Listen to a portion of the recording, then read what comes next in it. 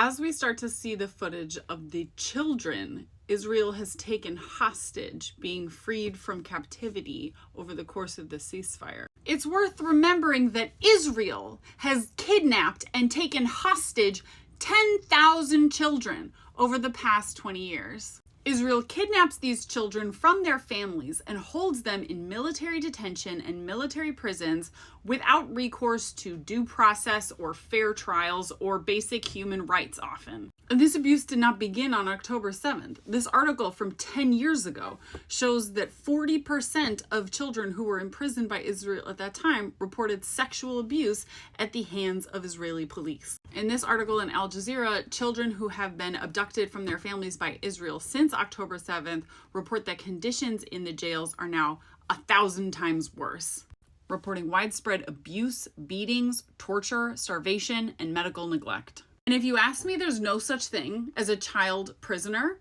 Arresting children is always kidnapping and abducting them from their families. And so it's also worth remembering in this moment that in the United States, 265,000 children are kidnapped and taken from their families in a year. 1 in 3 of them are Black, even though Black people are only 15% of the nation's youth population. These children are also being kidnapped by police from their families, taken hostage until their parents can pay an exorbitant bail price to get them out. Child imprisonment is a moral horror everywhere. And this kind of violence is a hallmark of settler colonies like Israel and the United States. So as we're holding journalists to account and making sure that we're always referring to the children being freed from Israeli dungeons as hostages and children and captives, not prisoners, let's bring that same mindset and attitude to the United States of America,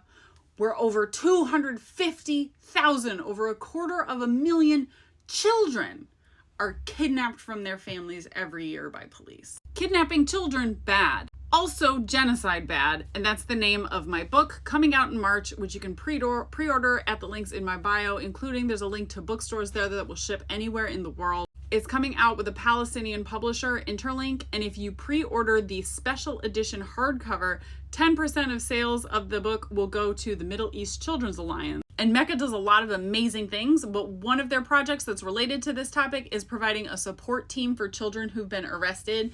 They connect families with a lawyer to advocate for the child through the legal process, a psychologist to work with the child and their family, an activities coordinator to connect them to community activities with peers, make sure they return to school, and a researcher and videographer to document arrests for evidence and advocacy efforts. 10% of the sale of the special edition hardcover will go to the Middle East Children's Alliance to support that and other efforts.